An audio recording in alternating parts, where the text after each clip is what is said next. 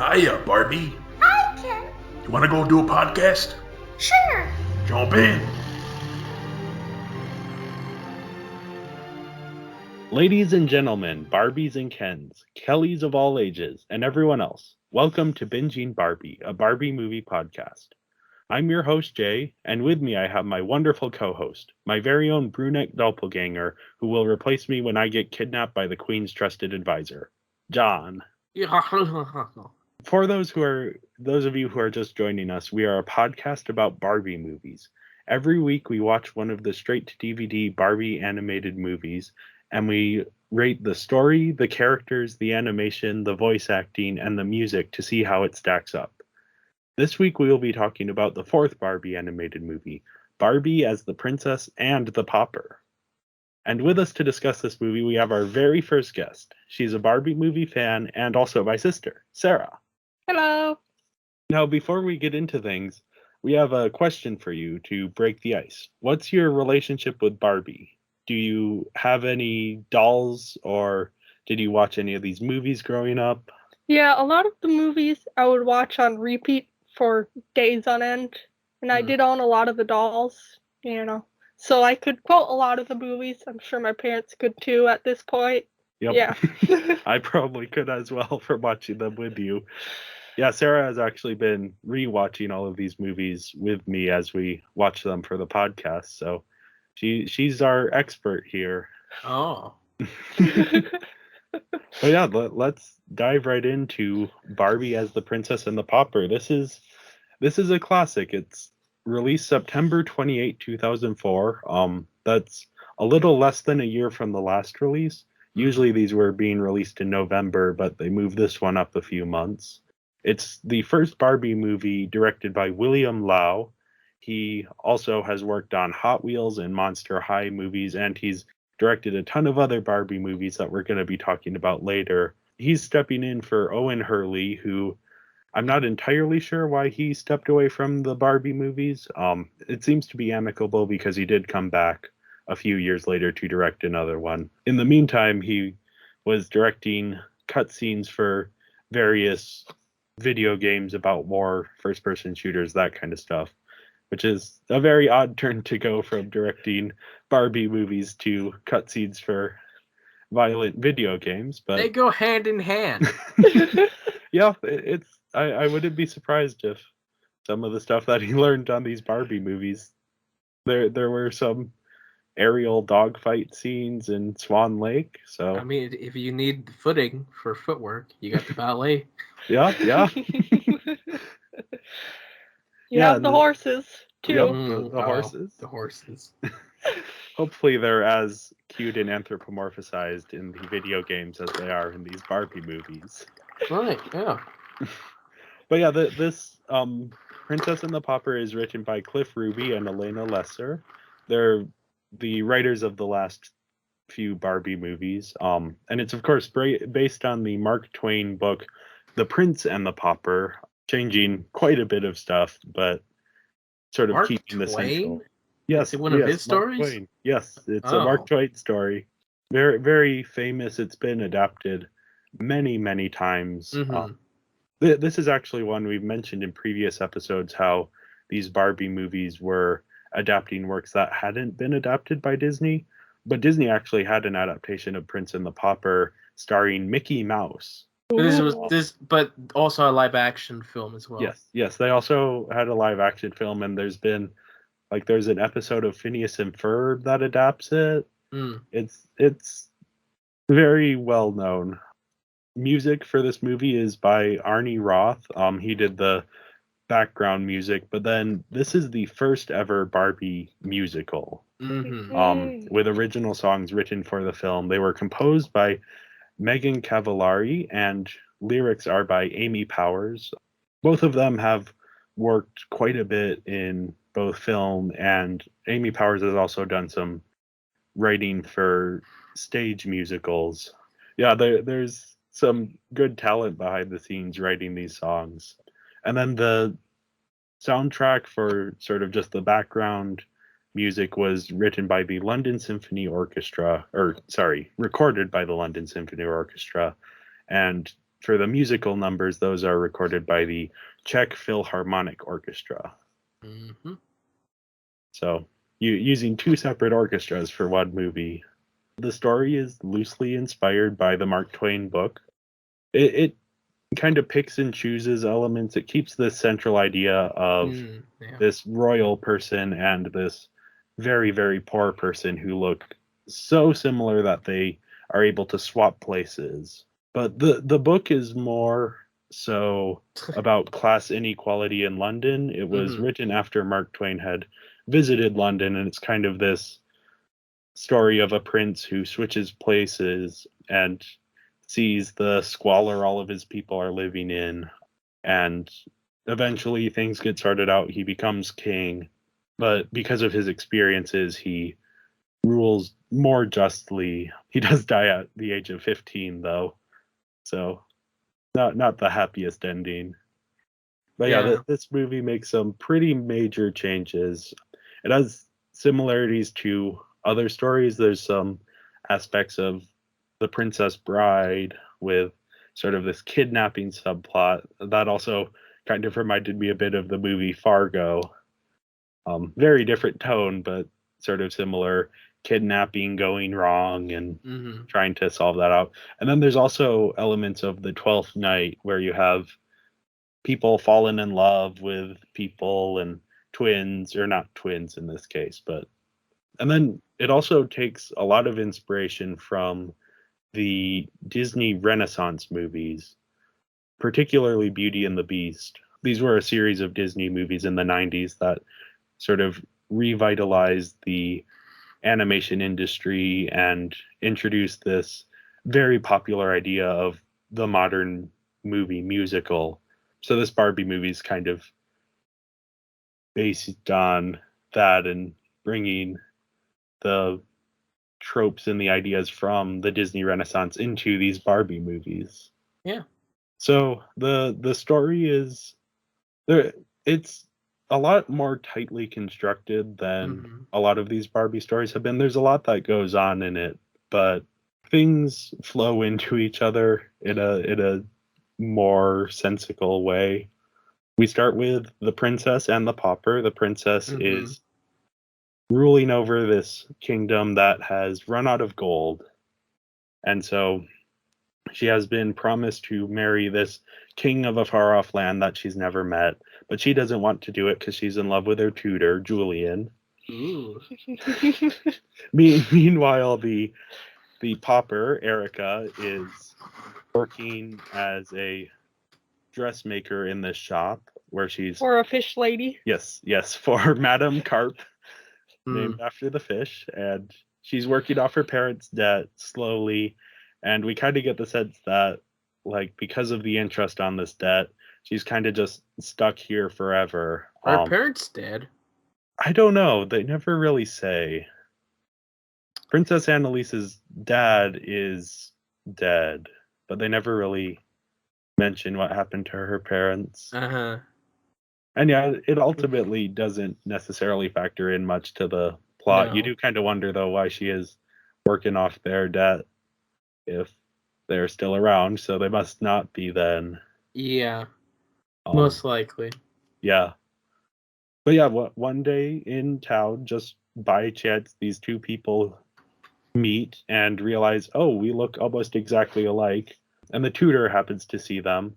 So when Princess Anneliese gets kidnapped and the king of this foreign land is going to go away and cancel the wedding, Julian goes into town and brings in Erica to stand in for the princess. Meanwhile, Erica escapes from where she has been sequestered away by Preminger, who's this evil man who's also the queen's most trusted advisor, apparently. Yeah. I think the queen maybe needs a new most trusted advisor. I mean, the queen needs a lot of things in her kingdom. That's for sure. Yeah, maybe she can't afford a more trusted advisor. She can't even afford guards. Yeah. So yeah, Preminger, Anneliese escapes and ends up in the tailor shop in Madame Carp's shop, and Madame Carp obviously thinks this is Erica, who has returned, and then yeah, Erica is found out, thrown in jail. Anneliese has to. She gets put in a mine at some Yeah, point. she gets put in a mine with Julian, and then because of everything, the queen agrees to marry Preminger, but before the wedding can go through, Agrees. Well, She just goes along with it. Yeah. There's no agreement there. He just agrees. puts the ring on her finger, and she's like, okay. But yeah, before the wedding can go through, everyone shows up, and the whole thing is solved, and Preminger, I don't know what ends up happening to him. I think he just kind of disappears. Gets arrested or something. Yep. And then everyone lives happily ever after. Even the cats. Even the cats. Yes. That's the most important part. They're the only ones who get the happily ever after mark. Yeah, I did forget to mention the cats, Serafina and Wolfie. Serafina is Princess Annaliese's cat, who's very prim and proper. And Wolfie is Erica's cat, who acts like a dog and barks and is very adorable. Serafina wears pink eyeliner too. Yes. So, there's that. Yes. Yeah, okay, yeah. But yeah, I mean, for me personally, this is the best of the stories so far. It's just everything is kind of set up in this really well thought out way. Yeah. The two different plot lines work very well together. Yeah, I find the characters are more interesting this time around. You feel more of their motivation throughout. That's kind of pushing the story forward. Yeah. Yeah, there's better villain this time around. What did you all think of Preminger's sort of evil plot here? He switched it very like quickly, because he started out, I'm gonna marry this princess, and then I'm just going to go marry her mother. Just quick switcheroo there. His evil plan is very flexible. He isn't too set in stone in what it's gonna be. It is very evil. Yes. I like that this is our first villain who is not magical. Oh, he's just this conniving guy who wants this power. His motivation is clear, and his plan sort of makes sense. Yeah, his initial plan does kind of make sense, where he's gonna kidnap the princess until the king cancels the wedding, and then find the princess and marry the princess. Yeah, like everything works out, except the king has no power if you're married to the queen of blood. Yes. Well, maybe this kingdom has different rules. I didn't know a kingdom can become bankrupt. Well, they ran out of gold. I don't know why. So what? Then you steal the peasants' money. You tax people. That's what you do. That actually ties into one of the interesting things about it, which one of my favorite scenes in the movie is when Anneliese first visits the town, and she sees this shop closing down. And in most animated movies, she would walk up to the shopkeeper. Oh, why are you closing down? Oh, we can't afford. We're the gold mongers, and we can't sell any more gold because the mines are all out of it. But no, it's just, we just watch as they close the shop and walk away. And that's kind of the moment where Anneliese realizes, oh, these people that I've been looking down on from my palace, like their problems are not just theoretical. It is, maybe if I get married to this king, maybe I can help them a little bit. Right.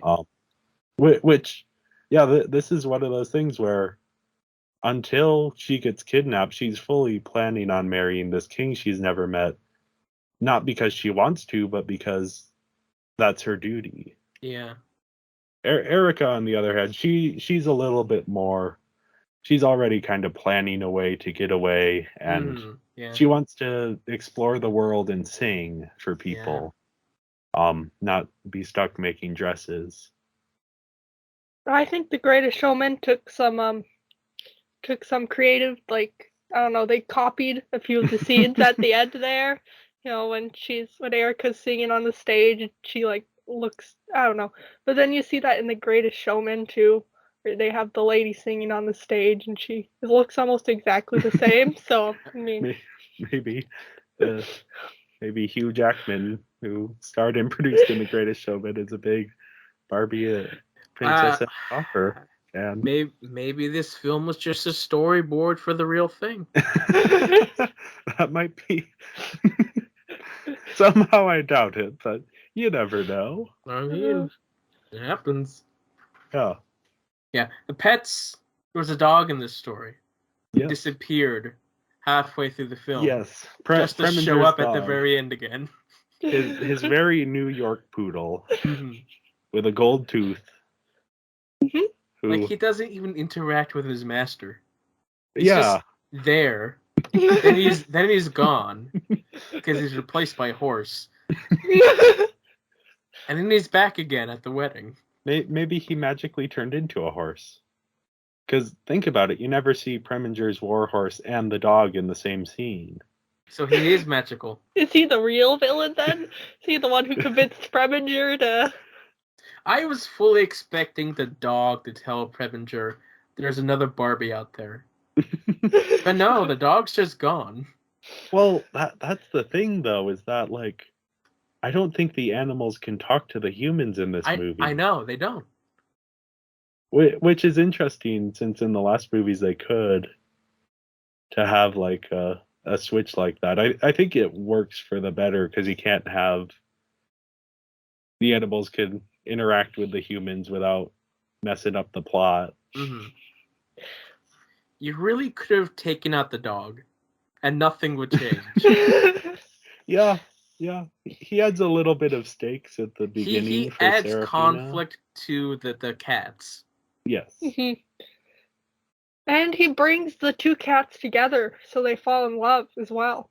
Well, they could have fallen in love by meeting, which they did meet right before. But then how would Wolfie show his bravery to Serafina?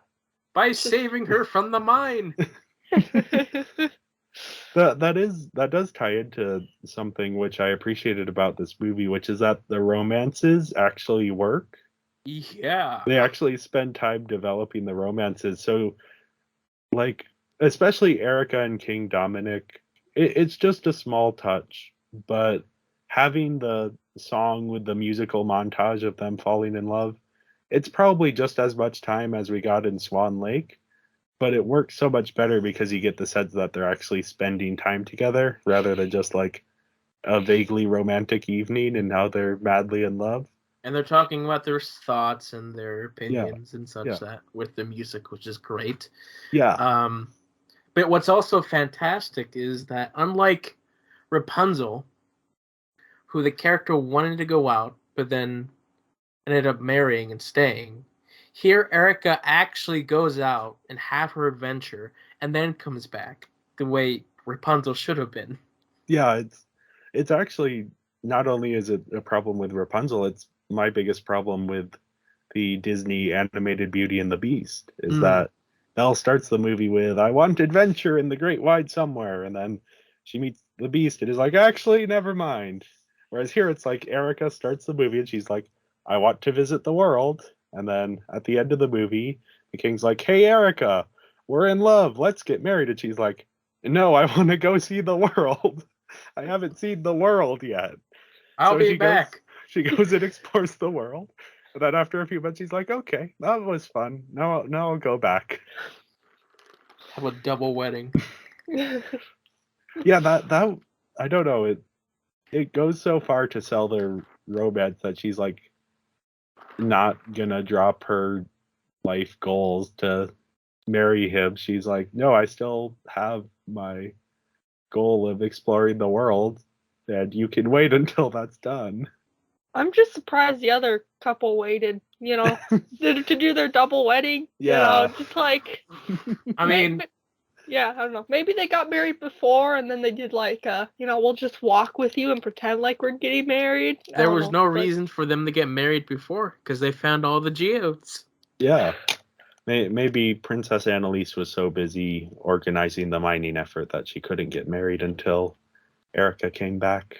She lives in a palace. She has other people planning her wedding for her. It's not like she's... But yeah, even the Anneliese and Julian romance, they don't have much time that they spend together in the movie, but you get a sense for their friendship that goes beyond just like, oh, they just met and now they're in love. It's, these two people They've known know each other for a while. Yeah. And in their scenes together, you do get a sense for why that is, why Anneliese wants to marry him instead of a random king from a different country. Even the Wolfie and Serafina romance is better than any of the other romances in these Barbie movies, because these are two well-developed characters who have distinct personalities, and yeah, they complement each other very well. Those two are Lady and the Tramp, I guess. Yeah, kind of. Guess we should add that to the list of. Another thing that I like is that the solution to the money issues is solved in the beginning of the film, when our two henchmen characters find a geode but think it's a rock. Yeah. And like you see in the corner of the screen that it's actually a geode. And I kept wondering, is anyone ever going to notice that those are geodes? And then yeah, it's the most important thing to why the ending is able to be a happy ending. Yeah. They brought it back, which was great. Yeah, that also reminds me of when Anneliese is looking at the fool's gold and she says, "Look, it's fool's gold." And then in a later scene, Preminger is by her desk, I guess, putting the letter or something. And he picks up the fool's gold and puts it in his pocket. He looks very happy, like he's just found gold. It just kind of shows how dumb he is, because he picks up the fool's gold and is like, "Ooh, I get more money now." How do you get all that gold? He was stealing from the royal coffers. How? He's the Queen's trusted advisor for some reason. But like, how was he stealing? He had two henchmen mining versus a whole team of miners. Yeah, I don't know. I wonder if he was like secreting some money away from like the palace.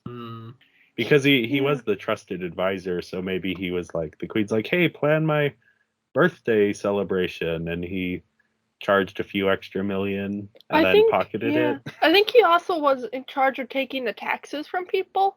Oh. And because we see him doing that when he goes down to steal the princess from Madame Carp. He's collecting taxes. So I wonder if he collects more taxes than he's supposed to, and he pockets some of it as well. That would make sense for the plot as well, where because the people are really struggling, so if he's taxing them more than he should, then that would explain part of that as well. Yeah, it is interesting to talk about the economics, because that's the entire message of the original Mark Twain story. It's about this economic situation and the differences between the prince and the pauper and their lives. And this movie, it doesn't go quite as in depth to that, but it does still have some of that economic aspect. Talks about the bad workforce of Mrs. Carp. She's an interesting character, because you get the sense that she's taking all the credit and doing none of the work. Though she does have a very good dress. And she doesn't even show up in the end. After she locks them, she's just gone. Well, no, she does briefly show up they mention that the palace stopped buying her dresses, so she went out of business. Yeah, it's implied that her other employee, that doesn't have a name, that also worked with Erica, it's implied that she took over the business and is now in charge of the castle's dresses, I guess. Yeah, because she was doing all the work anyway, because was it Madame Carp was too busy wearing that dress and that hat, and Erica was too busy singing, so someone had to make all of the dresses. Another thing to point out, that this is also the first film where Barbie is not telling Kelly a lesson. Yeah, that that was the first thing I noticed, because it's the first thing that happens is Barbie is just narrating, and there's no let me tell you a story about bravery. What do you think the lesson is in this film? I don't know if there's a singular lesson, and I almost wonder if that's why they don't have it. Mhm. Maybe. Because you can't really distill it down. There's sort Marry of who you love. yeah, there's the follow your heart thing.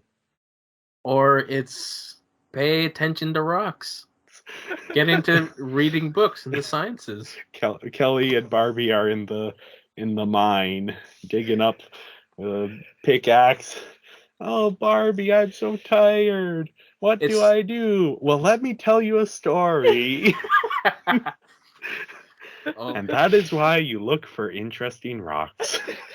it's not what it looks like on the outside. It's what's inside. It's a geode. That is actually, now that you do mention that, that is a major theme of this movie and of the original book, Mhm. where it's like, oh, the prince and the pauper, or the princess and the pauper, they look exactly the same, and yet are in such different places. Maybe they aren't that different. In this one, there's an entire song about that. There's entire 2 songs, kind of. Oh yeah, because there's the first song and the meeting song, yeah. yeah, the songs in this one. It's interesting because they follow a lot of the tropes of the Disney Renaissance song. So that's like Aladdin, Little Mermaid, Beauty and the Beast. Because this movie starts with an I Want song, which is the song where the characters sing about what they want. And that is, of course, Free, the very first song of the movie. I think they even in the song say, I want to be free. So here's an interesting note. Yes. Erica's taking a bath. But Dominic starts sneaking in. He To her knocks room? first. No, he doesn't. Yes, he does. That's part of the He song. hears her singing, and he's like, oh, princess, and he just opens the door slightly. Luckily, she's out and she's in a robe, but it's still, where's the guards? Who's making sure this random guy isn't going around all the rooms? How was Annalena, who's the girl's name, the other princess? Anneliese. Anneliese, how did she get kidnapped so easily? Nobody's watching the palaces. You had that one guard at the gate. Honestly, a lot of this film could have been solved, and Anneliese took off her cloak at the gate when the guy was like, "Go away, you're not the princess." It's like, yeah, she could have also showed him the ring, because later she uses the ring to accidentally bring Preminger over. So, like, here's my hair, here's my ring, here's my birthmark. You can here's arrest my me if dress. you want, but at least tell people I'm here. Yeah. I think though that is a plot contrivance because they do want her to end up in the shop. Right. Like in the actual Prince and the Pauper story, the prince can't get back into the castle because he's filthy. Yeah. Here, she's just the same, but with a cloak. That is one of the, and this is more of an animation note, but because CGI animated movies, particularly early on, the character models were a bit more rudimentary. So the primary way you distinguish characters is through hair color. Mm-hmm. So the first scene when Erica and Anneliese meet, my first thought is they look nothing alike. Because even though they have the same facial structure, their hair is so different that you're, in my mind, it was just like, these two characters don't look anything alike.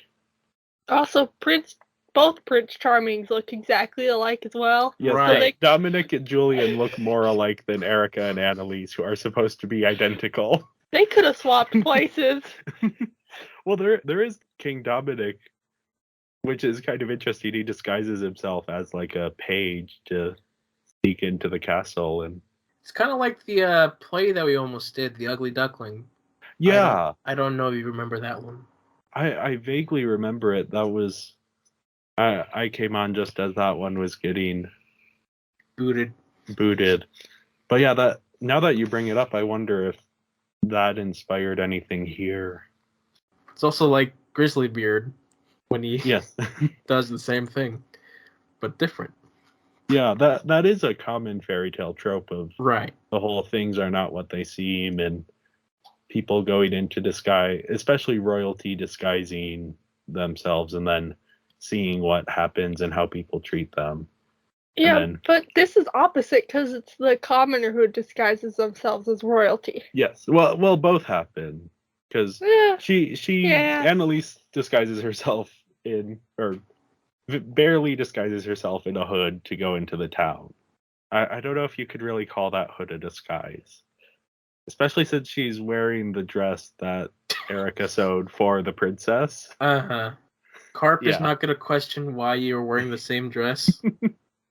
My question is, why don't they wear different dresses?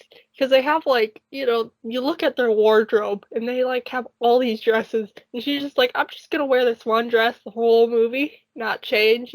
Does she just order I want 50 of this exact copy dress, please? It's because you have to make a new dress model to go with your character design. Yeah. It's so much work. Yeah, it's probably the animation. Also, they do have New dress. Erica and Anneliese have very specific color patterns, Mm. and that's how you can tell. Even when Erica's wearing the wig, that's how you can tell. Who's Besides who. the way they act. But yeah, the story here is just really great. There's so much going on. I gave it a 4.5 out of 5. John, what did you give it? I gave it a 4 out of 5. It's still great. It's not perfection. And Sarah? I gave it a 4.5. So yeah, we're all agreed this is a pretty good story. It is. On that note, let's dive into the characters. Up Mhm. first on our list, we have Princess Anneliese, who's interesting. She should probably come off as more of a spoiled brat than she does. Mhm. Because she's up in her castle and she's enjoying all of her wealth, and she gets her eggs brought in on a silver platter when she asks for them. But because her storyline is all about her doing her duty for her people, she doesn't ever come off as entitled, or Yeah. at least not as entitled as she could have seemed. Unlike the character from the book. Yeah, because in the book it's more of there's more of a critique there of the prince character. Mm-hmm. And yeah, she has this interesting relationship with Julian, her tutor, where it's like she is in love with him, but she can't really do anything about it because she's stuck with this king she's never met who sends her all of these elaborate gifts, but with those gifts is this sort of expectation that, okay, we have to fall in love when we first meet or we'll hate each other for the rest of our lives. This common sort of arranged marriage trope that, I mean, it did actually happen in real life where royalty was sort of forced to marry for political convenience or economic convenience. She would have gotten off lucky though, because the king was pretty young, Yeah. So she would have at least been marrying someone her own age, kind of ish, Better than marrying Preminger, who Yes. looks like he's about twice her age, Mm-hmm. Yeah. It is interesting to think of, because King Dominic isn't a bad guy. He's actually quite nice. So she probably would have been fine if she ended up with him. But obviously she's not in love with him. So Right. She wants her tutor. The man of science versus a Yes. cosplayer. Because she's a bit of a woman of science herself. Yeah. I think the best moment is in the mine when she puts together, okay, we can use the water to float ourselves out of here. I don't know if that would have actually worked in real life, but in the animated movie, it works fine. We've tried floating in It barrels. would work eventually. Yes. Yeah. That's for sure. It might not be quite as quick as, and it also depends on where the water's coming from. Mm-hmm. Also, we've tried floating in barrels and it hasn't gone so well. So, Yes, you know, yes. there's that too. Although Right. this was a wooden barrel, so that might have been different than a blue plastic barrel that does not float well. Plus, it's easier not to have character models get wet, Yes. because that's a whole other process to go through. You gotta have a wet design for like a few seconds at a Yep. time where this was not very prominent animation. I think her character, personally, I think she's less interesting than Erica, but she still like holds her own end of the movie very well. Right. I also like the ghost scene where she dresses her cat up as a ghost. That's just kind of like a fun little moment that Mm-hmm. doesn't really factor in much to anything. But yeah, next up we have Erica, who I think she's the best character in the movie. She's struggling to get by, but she never gives up on anything. She's very kind, very empathetic, mostly honest, except for when she's trying to disguise herself as Anneliese. And then, yeah, we mentioned her ending where, you know, the king comes up to her, hey, we're in love, let's get married. And she says, nope, I'm going to explore the world. See ya. Mm-hmm. Yeah. It's also great how she even struggles when she's in the royalty section. Just it makes her character so much more enjoyable as she has to try and be someone else, but you can clearly see she's trying to. Yeah.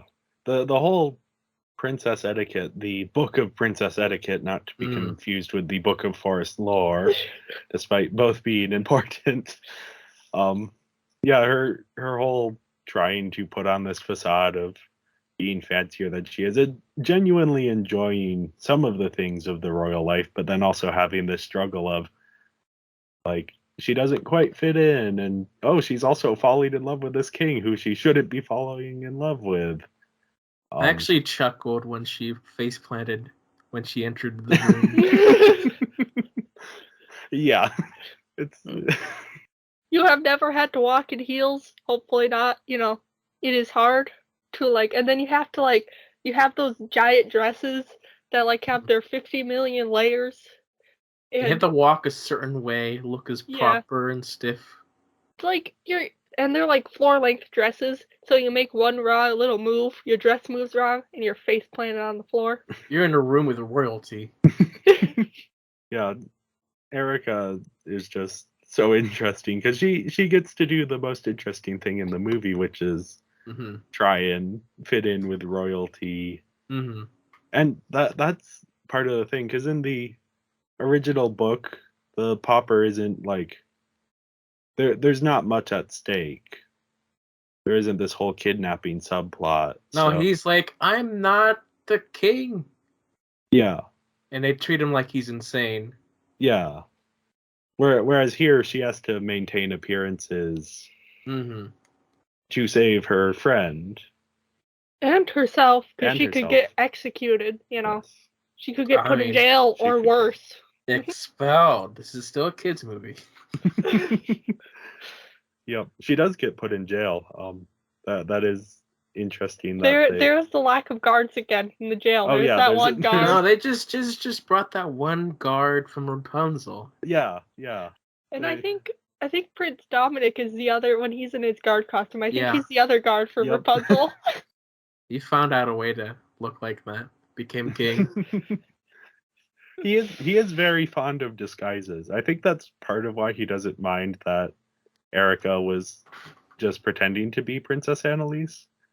Because that's his entire thing is like, I'm gonna wear a disguise. Yeah. He lives in this seat, but he loves honesty. Yes. Put that in his Tinder profile. Yeah, on that note, do we want to talk a bit about Dominic? He's kind of interesting. I think we've exhausted a lot of what his character is, and that he loves disguises and loves honesty as well. I remember he's willing to help another kingdom. Yeah. With their financial situation by getting married. I remember. Interesting. I remember the first time I watched it, and he like came out, and he was supposed to be disguised as a page. I already knew that he was the king, and I didn't realize there was a whole thing about him being disguised as a page. I just thought he was the king, and then he like dresses up as the guard. He's like, I love disguise, and I'm like, where did that come from? It's not like you were doing that. Like, I don't know. I never put it together that he. I didn't realize that he was dressing up as a squire until he said he was. It's like, oh, so you didn't dress like that for fun, for reals. Yeah, because there's several scenes where you're thinking, why are they talking about the king like that when he's in the room? Is this not the king? Is he just a prince? Like, what is this? Because he is the same model as Ken, and he's voiced by the same actor as Ken in the other movies. So you just automatically assume that he's this important king that everyone's talking about. Yeah. Yeah. He's an interesting character, though. Much more interesting than Ken has ever been in these movies. Mm.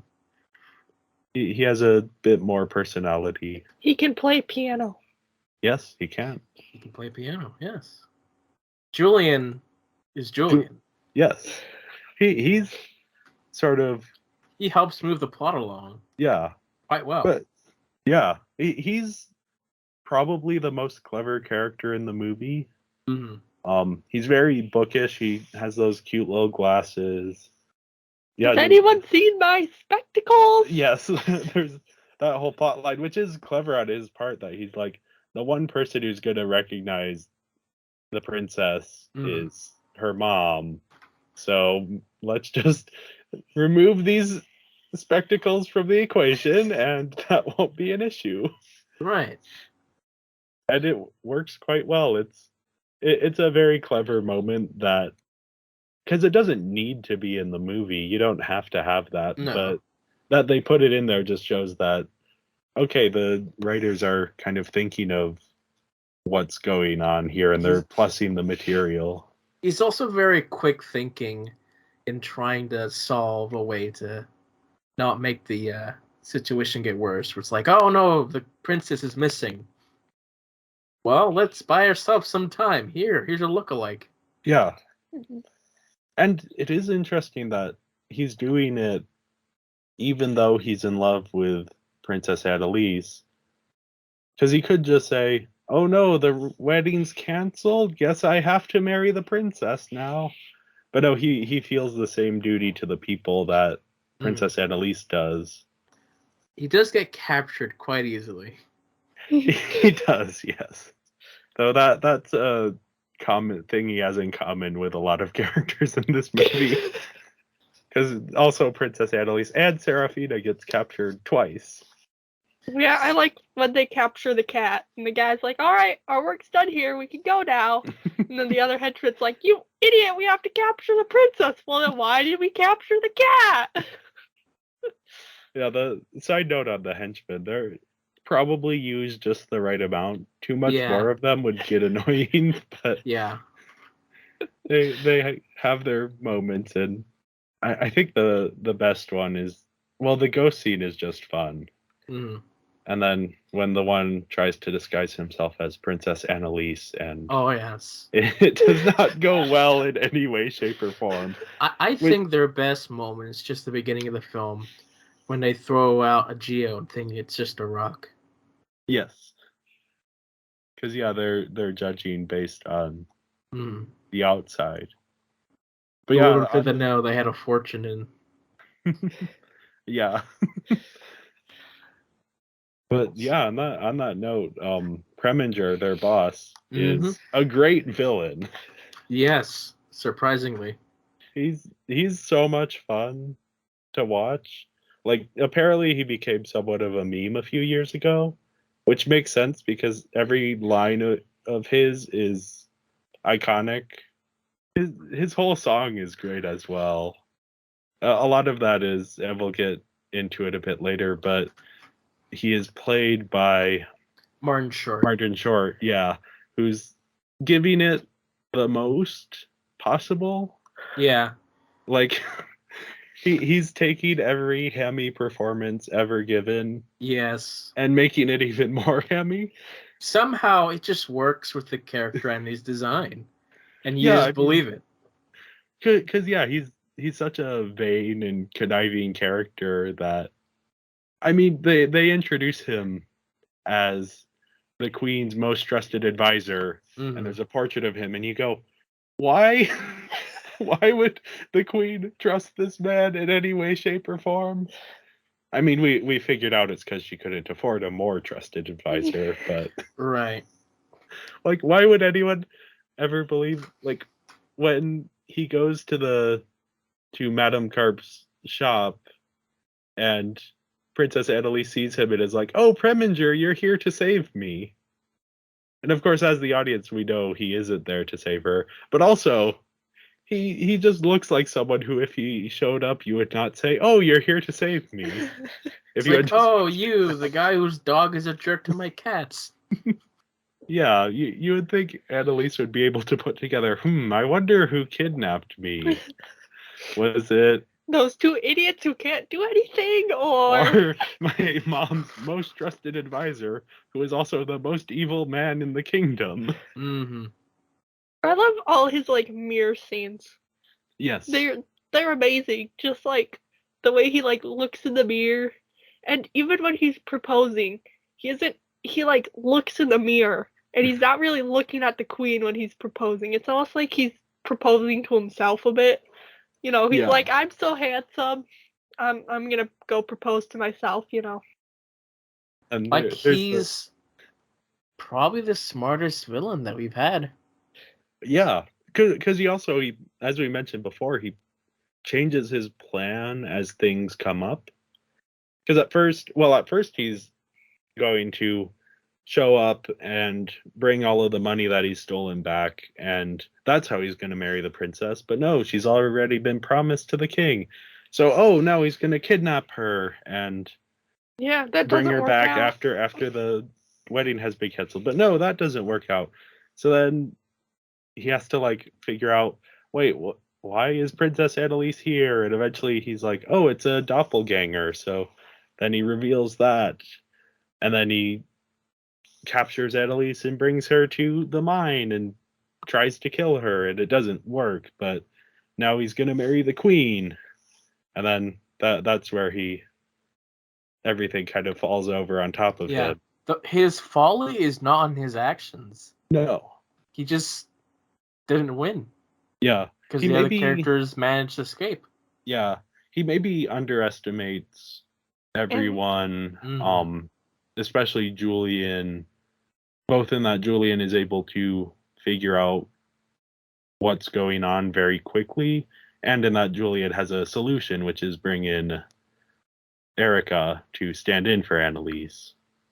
But yeah, if Annalise had to escape the cabin, then the entire second act of the movie wouldn't exist. Right.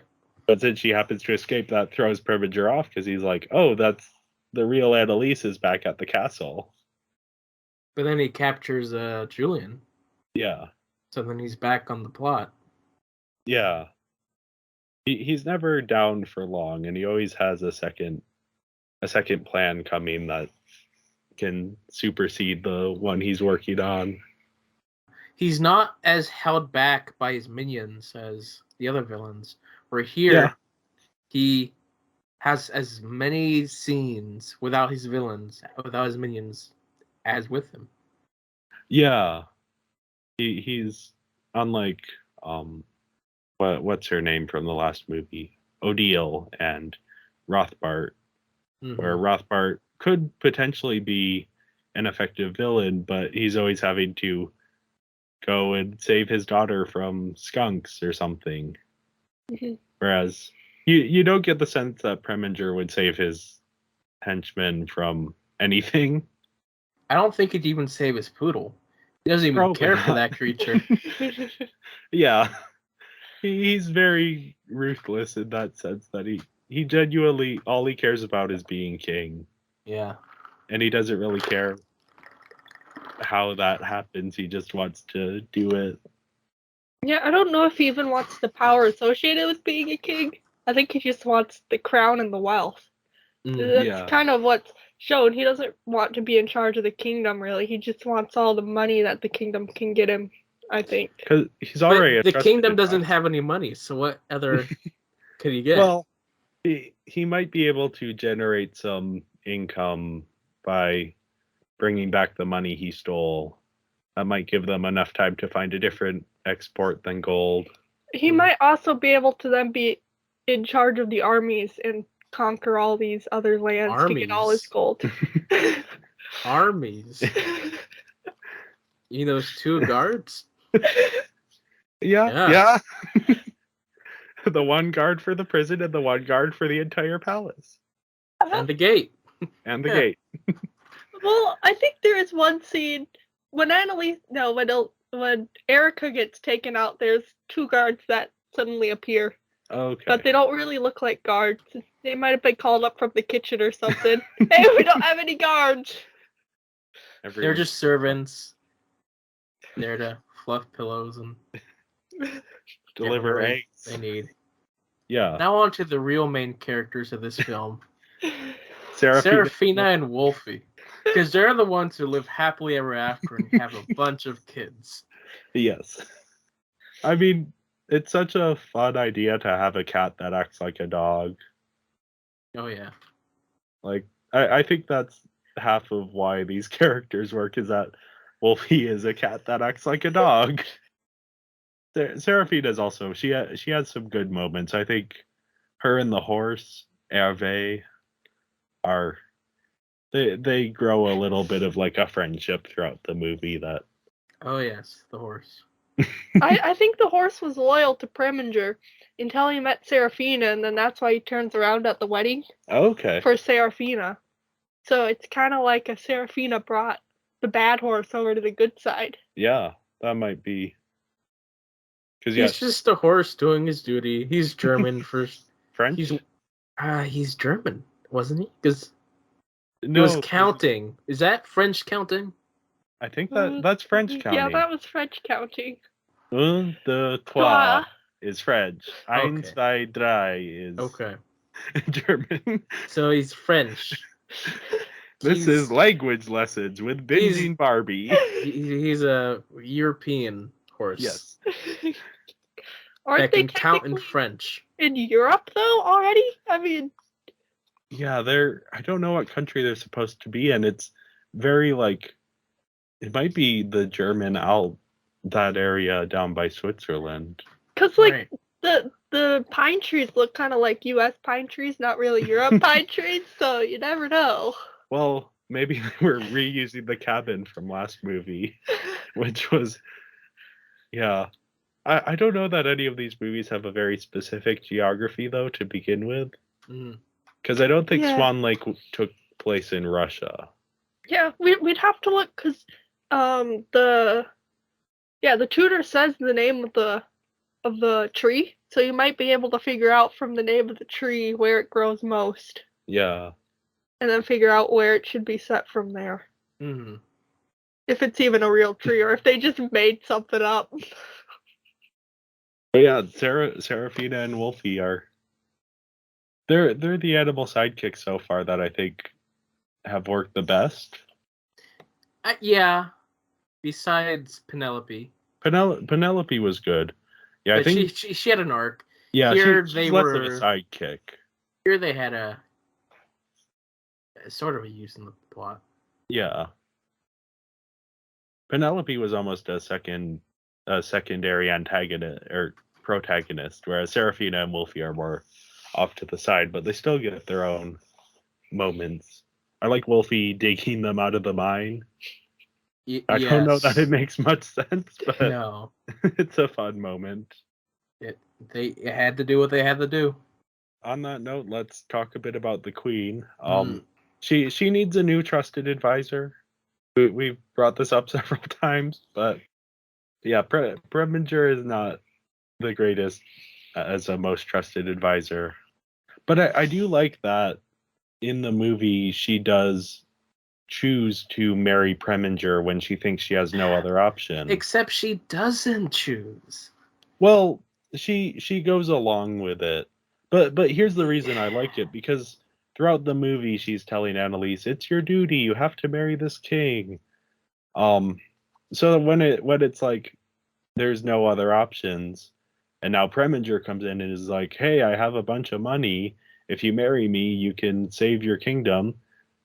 She's like, Well, I guess I have to. But she doesn't say Because- that. Like, No. he just But continues it's his song and puts a communicated. ring on her finger. And she doesn't...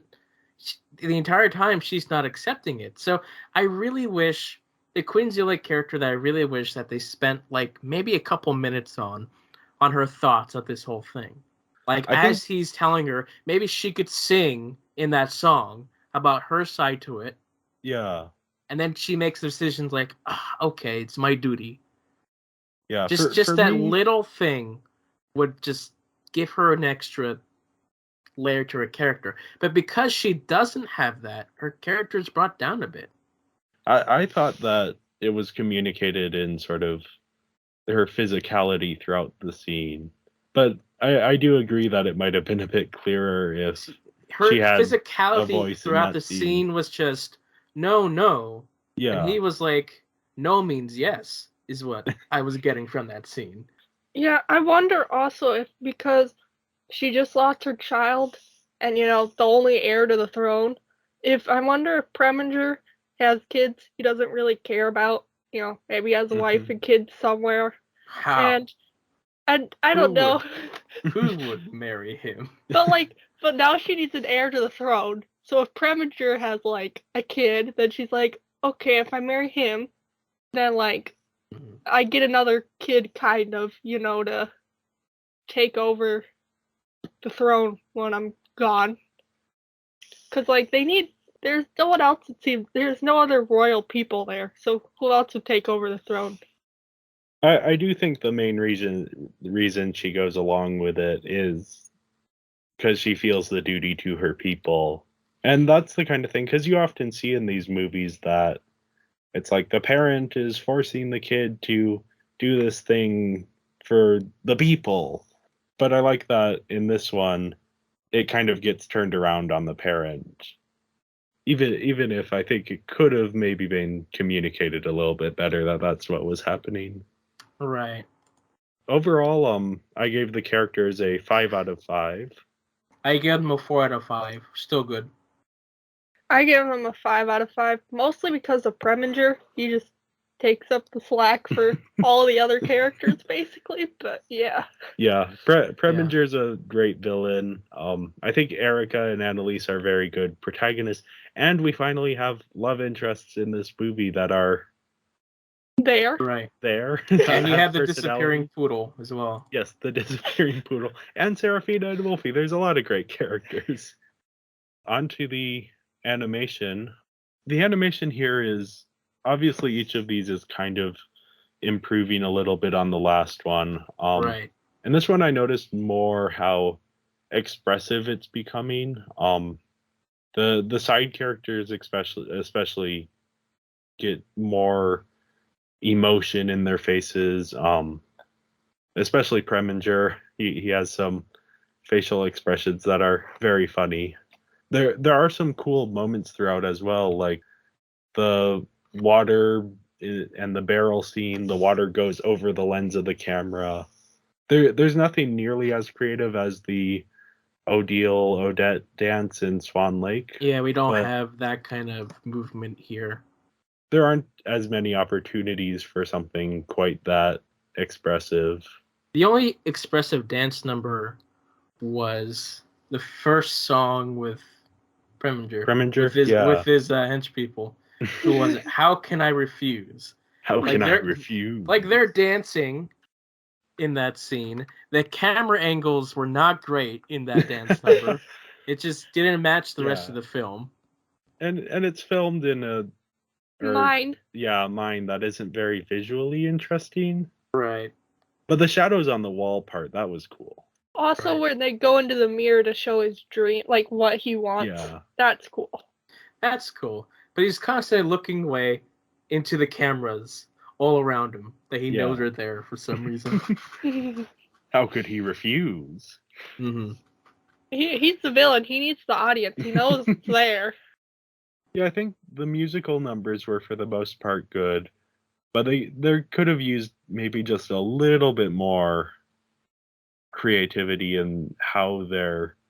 I think the first one does the best because it's cutting between Anneliese and Erica's lives. So here's a question: There's not that much motion capture in this one, is there? Not for the dance numbers as much, I don't think. Or is there any in this film? I assume there's at least some for the movement. I couldn't find much information on the production. Okay. I would guess that they used at least some motion capture, or at least references for most of the movement. But yeah, I don't think they choreographed any dance numbers like they did for Swan Lake. The animation was good for what the story needed. It still aged a bit, quite a bit. Yeah. But I like the town and the palace. I like the sort of mountainous setting. Madame Carp's shop being on like the edge of the cliff. That's just a cool visual. All of the balconies and everything. It's interesting. They seem to be improving sort of the background animation through these.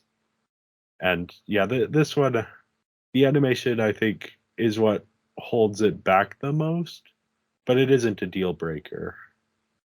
There's a weird part in the beginning of the film where they're introducing the land, the situation the character's in. I believe the two characters sing their song to tell you who these characters are. But then it fades to black, as if we're going to commercial. And then it comes back. But it's a really weird one because it stands out because they come back to the same setting. Yeah. And here's what I was thinking. It's like, this really feels like a video game cutscene. Where you start up by setting up what's going on. You fade to black to go to the loading screen. And then you fade back in where you have an in-game lower graphic cutscene is where we start. Yeah. It's an odd editing choice, but it's there. No, it is worth noting that these movies did air on, I believe, Nickelodeon. Right. But that was after they came to DVD, so these were designed for DVD. So I wonder why that. I didn't even notice it when we were watching it, so. Right. Well, it fades to black and then the butterflies come on. Okay. So. But this was after the butterflies. Oh, okay. So it was weird. There was also like a few fades to black that felt like this film was stylized to look like a theatrical production in terms of the lights go down at the end of the scene and then they come back up at the next setting. But that might not be their intentions. Just like, oh, we got to put this. We don't know how to get on to our next setting, so we're just going to fade to black. I didn't notice any of that, which is, I don't know that I would have. I would have to rewatch it. But I do almost wonder, because we were watching the DVD version that came out in 2004. I wonder if the version that you were watching might have been the TV version with the commercials edited out. I don't know. I don't think it was. Yeah. Again, it might be in the actual movie and we just didn't see it. But yeah, that's interesting. Let's see. There's only one other piece of animation that I was thinking of. It's when what's the Seraphina? Yeah, or Seraphina. She chases like a fake mouse when she gets captured. Yes. There's a detail that's not done in this film, and of course they wouldn't. But cats, whenever they're chasing something or they're trying to catch something, their whiskers will move towards the object, and that's how they hone in on it.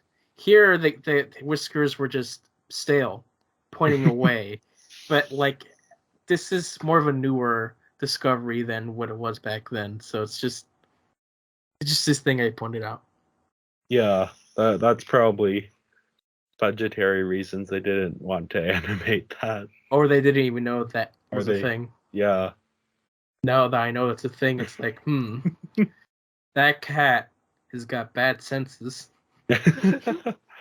I mean, she did let herself get captured twice. Oh, yeah, she did. It was a very long rope, too, on that mouse. Yes, the mouse had a very long rope on it. Either that or How did the mouse get there? Yeah. If they're Did, pulling, They had the poodle bring it up.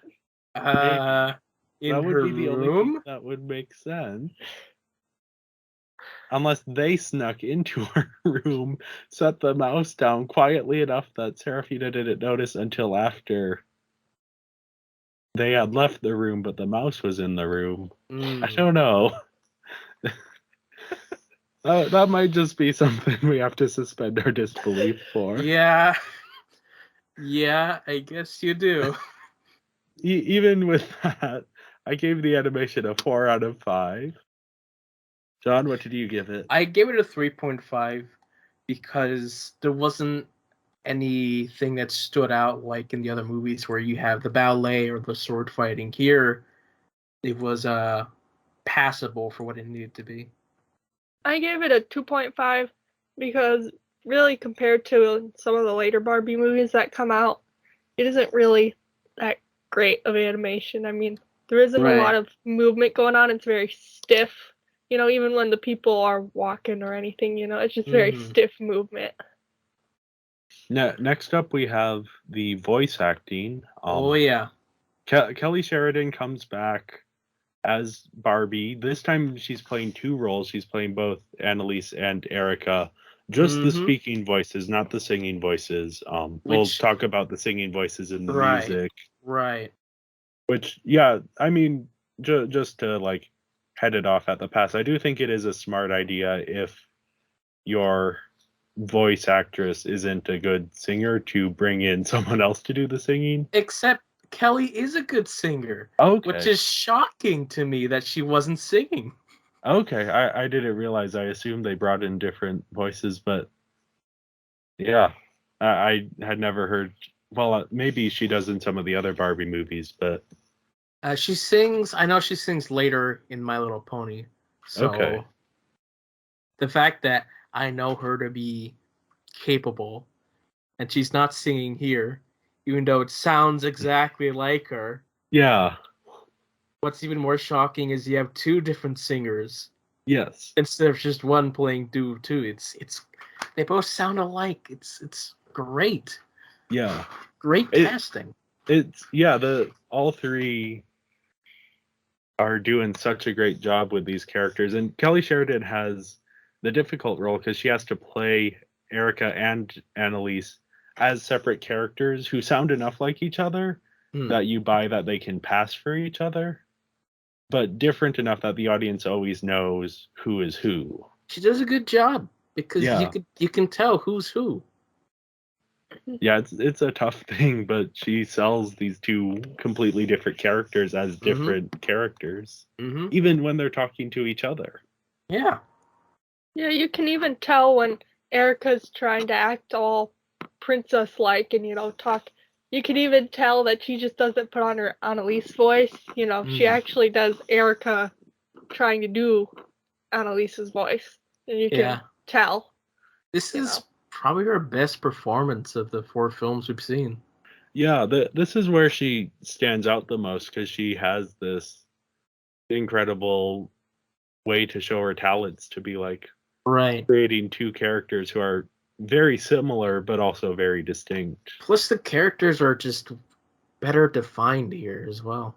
Yeah, that's I think across the board because we have a lot of returning performers here. I think Mark Hildreth especially, who's played Ken in all of these movies except for the Nutcracker, I believe. And now that he actually has something to do as King Dominic, his voice stood out a whole lot more to me, just because his character has better writing. But yeah, obviously the standout vocal performance here is Martin Short as Preminger, just giving it 125%, going above and beyond, doing the most wild vocal intonations you could imagine. He has his gasps, his groans, his laughs, everything is just immediately recognizable as Preminger. I just imagine this would have been so much fun to voice. His pitch is going up and down, up and down. It gets Yeah. so high at one point. Yeah, and it's like even in a word, it'll go in like a 2-syllable word. He'll bring it up and down and up and down and up and down. Up Like to a there- falsetto. Yeah, Even higher. it's kind of ridiculous, but it works so well. Yeah. How does he do it? I don't know. And he also does the singing voice for Preminger very Mm. well, bringing that exact same energy to the singing. Right. And then, yeah, we also have Alessandro Giuliani playing Julian. Mhm. He's doing just an incredible job. Brings a real humanity to Julian's character, and he also gets to sing a song. Another great performance. Those are the performances that stood out most to me. We have Kathleen Barr coming back for Serafina. Yes. I always enjoy her. Yep, and Ian James Corlett has been in several of these as well. Yeah. Um, He's doing weird whatever he's doing for Wolfie. yeah, Australian? maybe. I don't. Okay.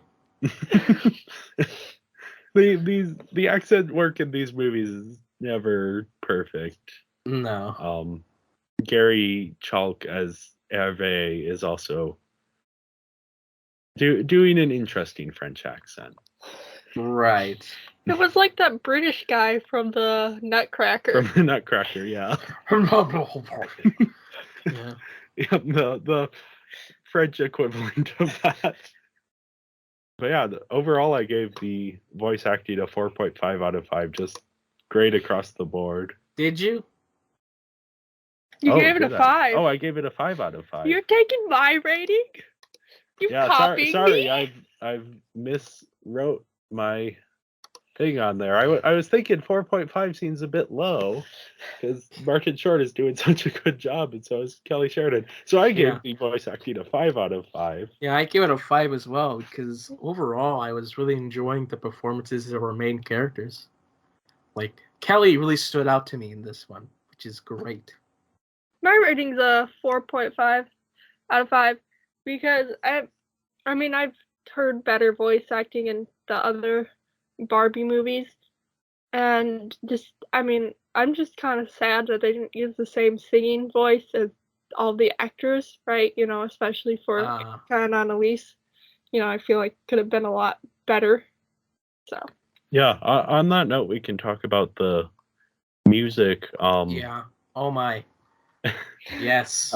Music. So it's interesting how much having the music in this movie improves it from the other movies.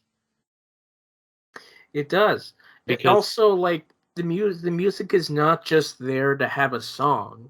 The song moves the plot along by talking about the characters' thoughts, what they're feeling, what their life is, what their plan is. Like, there's not a moment where you're just bored. Each song has a point. Even the cat's meow. Yeah. And it's great. I mean, musicals, what they allow you to do is, they allow you to have a song where a character says, "This is my motivation." And you just kind of go, "Oh yeah, this is a good song." Whereas in Rapunzel, do you ever really understand Rapunzel's motivation? Well, you kind of do, but imagine if she could have sung a song like Free.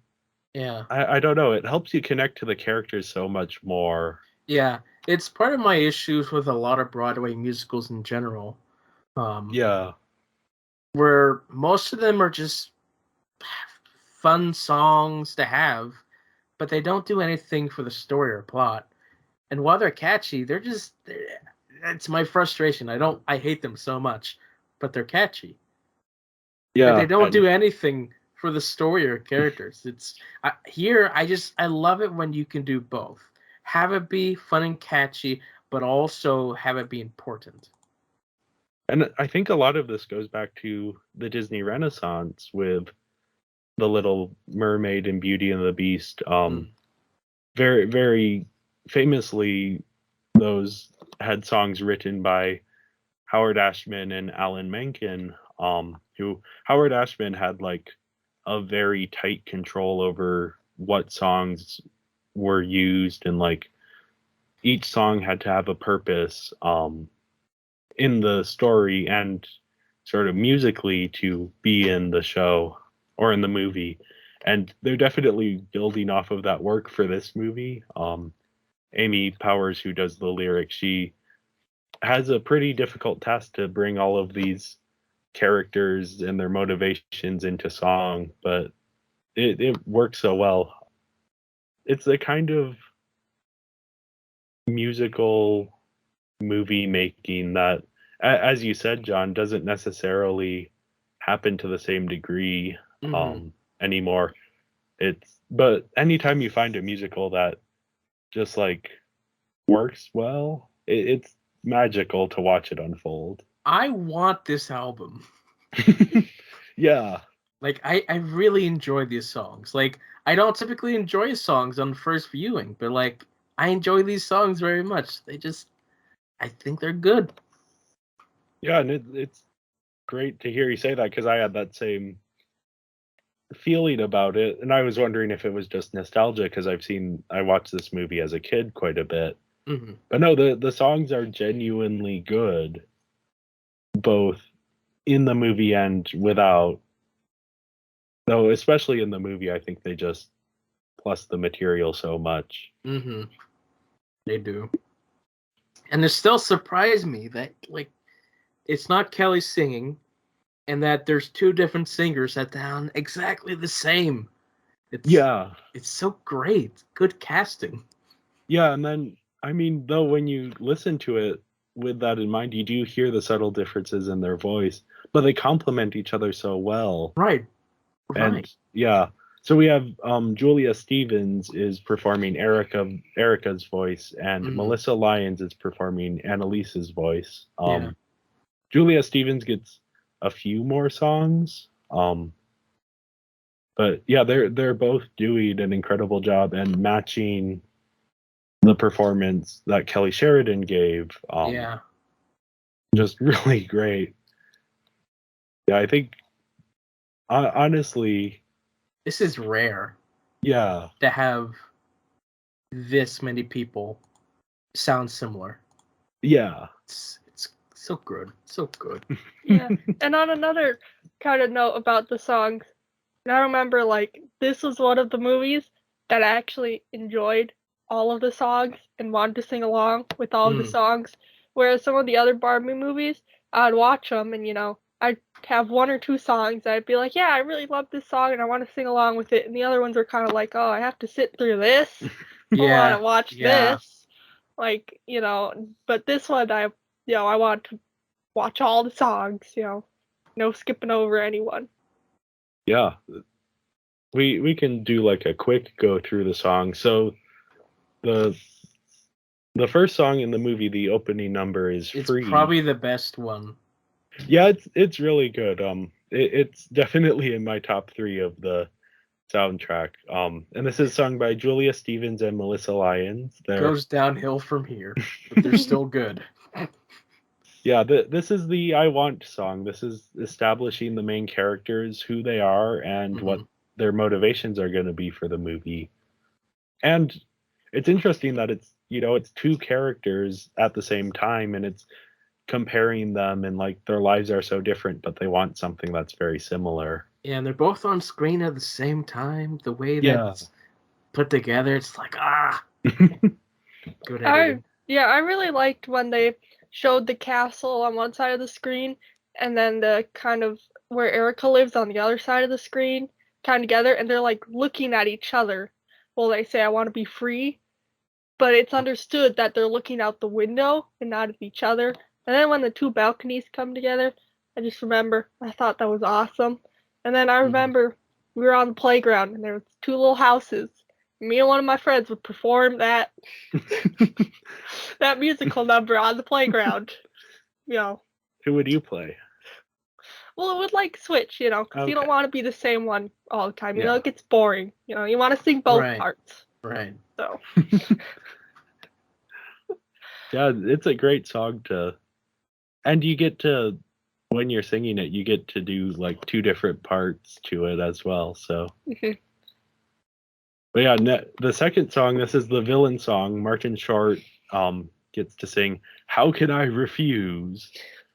This is just, I mean, villain songs are always fun, but this one's just because of Martin Short's performance as Preminger, is just so much fun. Yeah. He's telling you his plan through the song. Yep. It works well. It establishes his plan, which is important because especially in the last movie, you don't really understand Rothbart's plan besides just he's going to take over the forest. Yeah. Whereas here, Preminger lays out his plan, the step-by-step process, why each step is going to what it's going to do for him, and then you can be more invested in the plot because you're rooting for different steps to go wrong. And yeah, it's all laid out in a single song. That also lays out his entire character and everything you need to know about him. Mm-hmm. Yeah, next up is Written in Your Heart. This is the prelude to it, sung by Julie Stevens. This is when Erica is in the square performing for people from the town. Okay. Yeah, this is maybe the song I like the least in the movie, though I don't dislike it. But it's used well here as like it fits the tone of the scene, which is maybe a little bit sad. It also ties in because she's singing it and what we assume would be her first performance out on the street.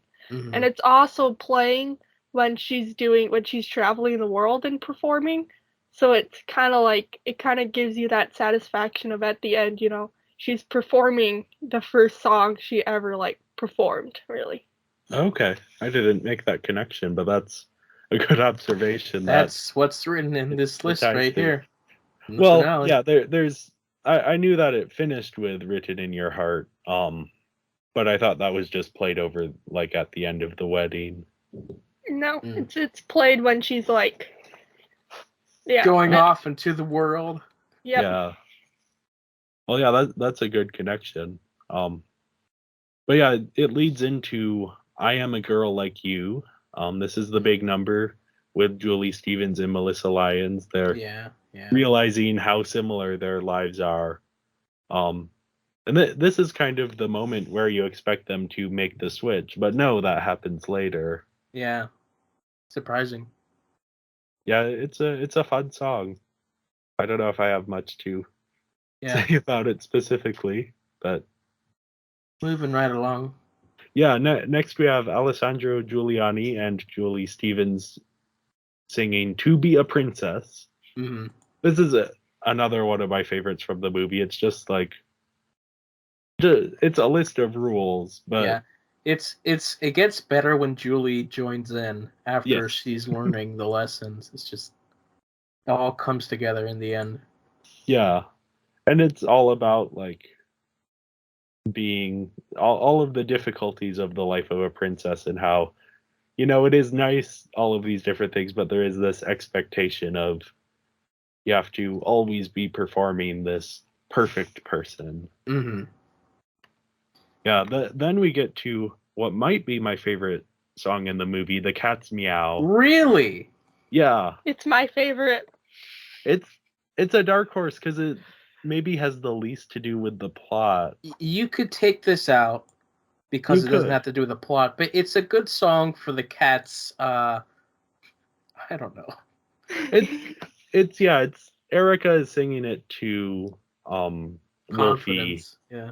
It's about sort of being yourself and not letting the world get you down. I wonder if she's kind of singing it to herself, right?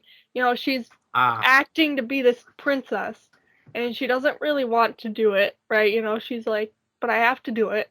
I'm going to get in trouble for this. Yeah, and the prince is listening to this, like finding out about her. Yeah. And that she doesn't care what you look like. It's who you are on the inside. It's who you are. Yeah. and that's what makes him fall in love with her. So Which it's brings us to the next one. Yeah.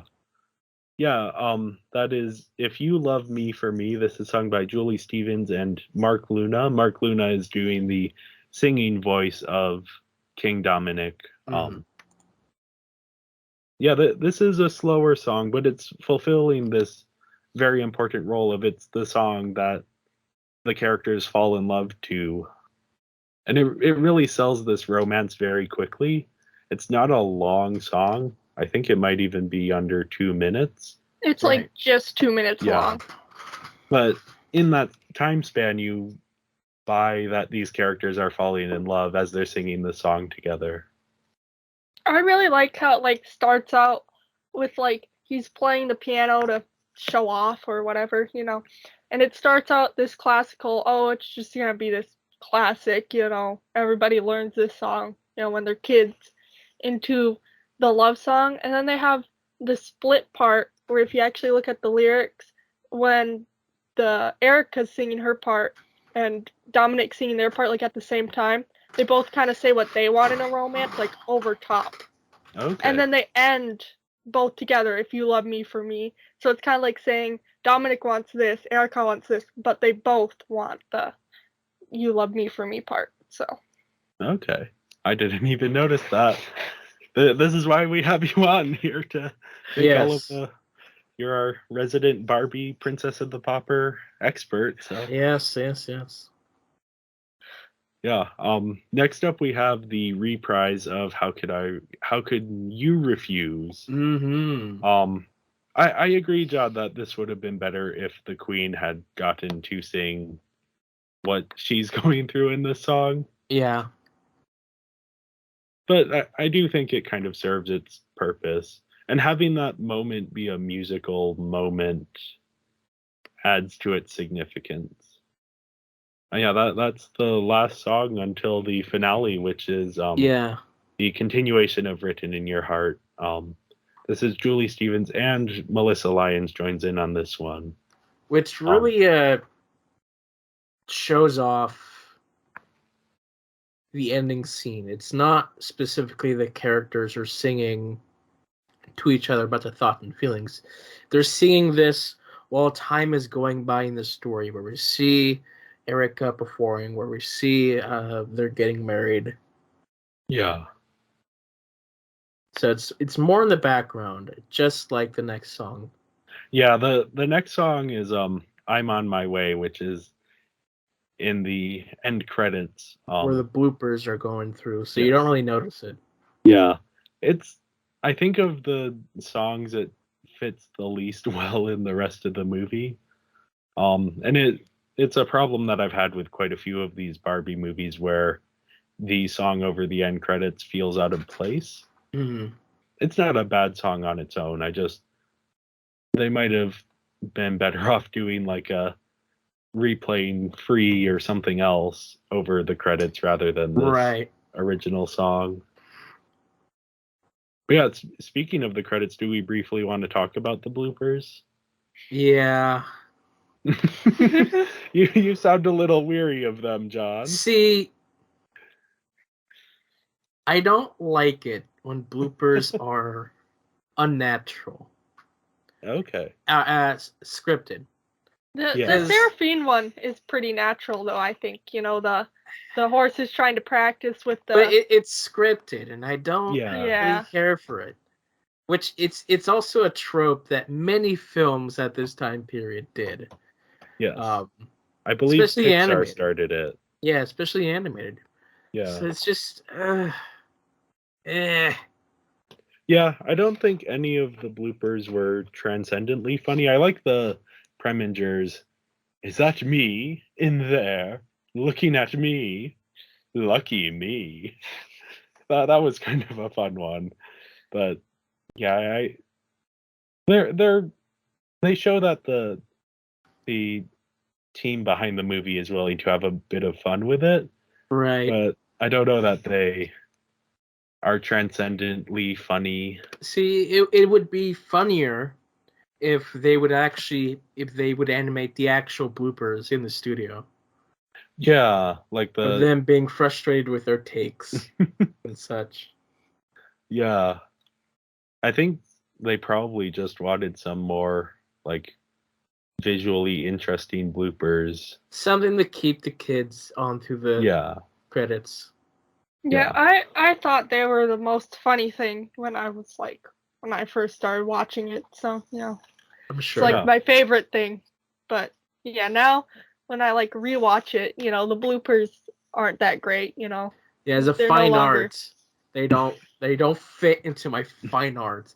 How dare they do this in my Barbie franchise? Yeah. They're not thinking of the adults. Yep, that's the issue with these Barbie movies. You're gonna Mhm. love Princess and the Pop Star because they do not think about. I watched it like right after, Oh, no. like a few years after watching Princess and the Pauper, and I watched it. And I thought it was the best thing ever. I watched it recently. Worst, no. So you're gonna love that one. Don't tell me this.